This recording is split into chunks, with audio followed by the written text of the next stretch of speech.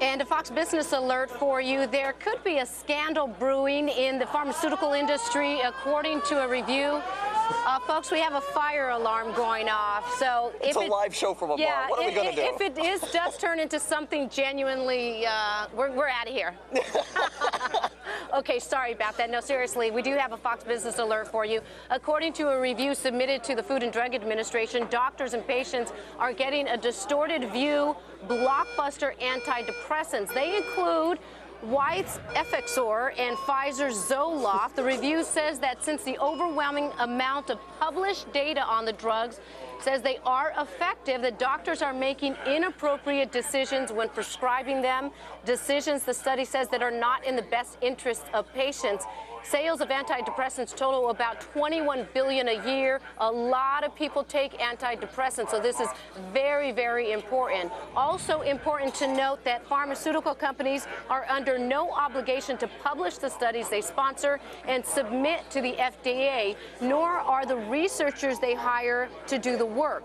Turning now to tech, a completely different. We're going to keep you updated on that story because, Cody, a lot of people are taking prescription drugs, and if there's some question as to whether there's some collusion with doctors and pharmaceutical companies. Collusion in the pharmaceutical and doctors industries. There are something that heavily regulated? Surely not. Come on. And there are some studies, that if the studies aren't put out there, it's almost like Vioxx. If all the information is not put out there initially, you see these waves of lawsuits. And more serious than that, people actually dying from drugs. And the point being, information is always a good thing. It's ridiculous that these companies are not putting out all the information immediately. Get it out there or don't put it out on the marketplace. And why? Simply greed, because they don't want to hurt the sales of these who's rubber blockbuster stamping drugs. it all? It's your Democrats and Republicans. It's the government that says it's all okay. What are we going to do? All right, we want to turn now to tech. It was a tough day for Intel, but not so for some other chip shares.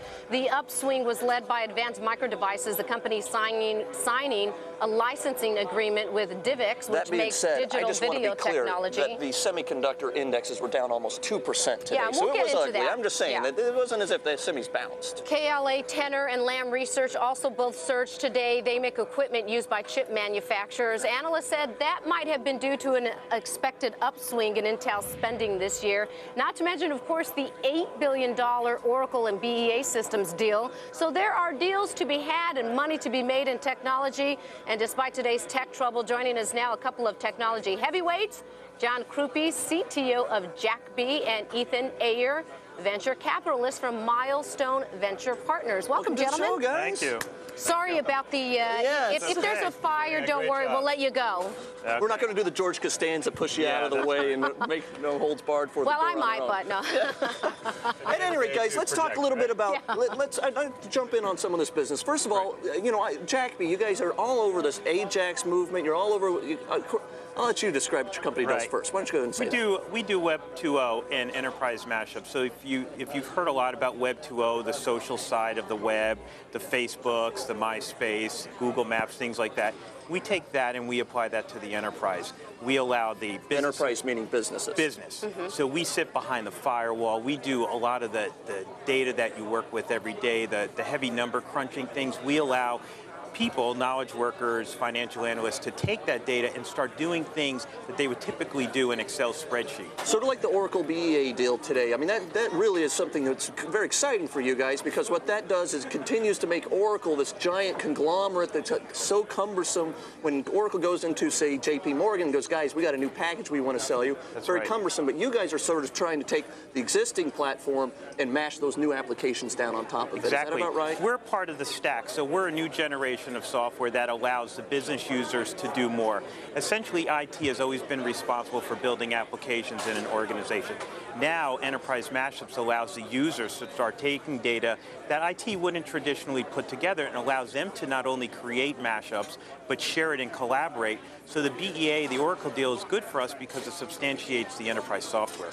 And let me ask you, how overall, I mean, with the venture capitalist industry, I mean, are there still a lot of deals out there being made, a lot of money, despite all this chaos on Wall Street and the credit crunch and so forth? Well, the macro environment is a bit unsettling, but today's deals do remind you that as a venture capitalist, you can grow a company and have a big multiple. BEA is a much older company, very established, that had been living in the no man's land of a large but not huge software company. So this is a logical acquisition today, and Oracle's been doing an excellent job acquiring companies that are big and integrating them and actually having good earnings. So I think that's a very logical deal, and also they paid up for it a bit, so good job on the seller side as well.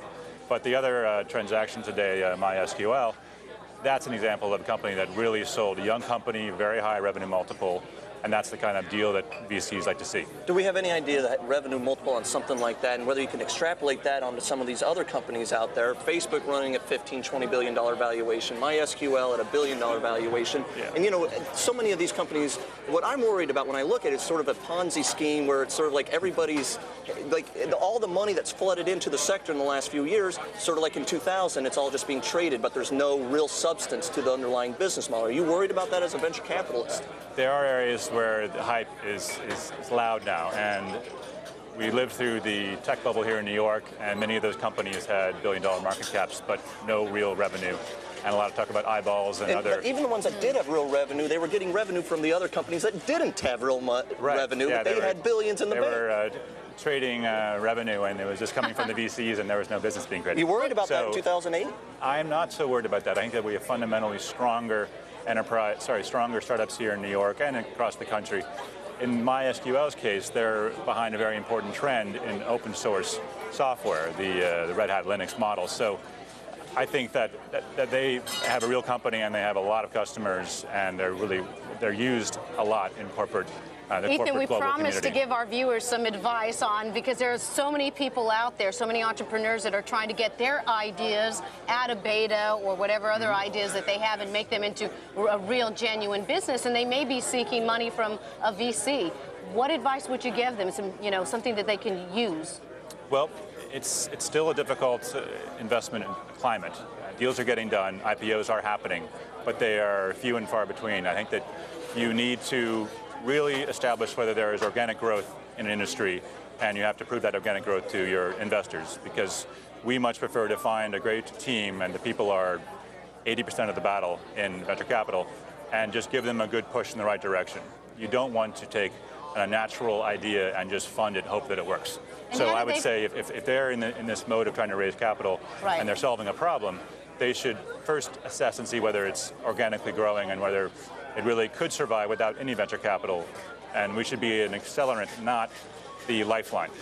Thank you so much, both of you guys. Unfortunately, it's live TV, and we had that stuff at the beginning, so we cut into your time a little John bit. and Ethan, thank you so much. Thanks, hey, the TV show American Gladiator is back on the air. Is the writer's strike helping ratings? Look at